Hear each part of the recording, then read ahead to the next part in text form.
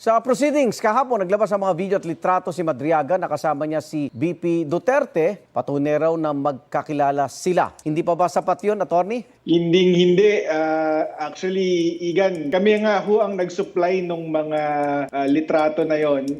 Doon sa perjury complaint pa lamang, inunahan na po namin siya para mapaliwanag na yung mga ganong klaseng litrato, hindi po yun pwede maging pruweba na magkakilala sila. Bakit? Kasi puro sa kampanya po yung pinakita niya at kunyari, isahin na po natin yung... Kung maaalala ninyo, 2016, diyan mahilig si Vice President Sara Duterte. Before pa data, ewan ko kung 2022 ito Naalala ninyo, siya rin yung nangampanya sa tatay niya. Ayaw nilang tumakbo. Silang lahat ayaw patakbuhin si Pangulong Duterte bilang presidente. Magkakapatid. Yan ang sinabi ni Baste. Pero nung wala na, simula na yung kampanya, no choice. Kaya nga yung kapatid niya, di ba, nagpakalbo pa si Inday noon. At talagang siya yung gumawa pa ng, anong tawag dun, yung bus na nag-iikot. Siya talaga yung pumupukpok, tumutulong sa kampanya. Ibig sabihin, pagdating sa kampanya, aktibo yan si BP Sara Duterte. Kaya no doubt, itong 2022, campaign, magiging aktibo yan, lalo na kung sarili niya na yung kinakampanya niya. At marami talagang grupo, kita nyo naman yung nangyayaring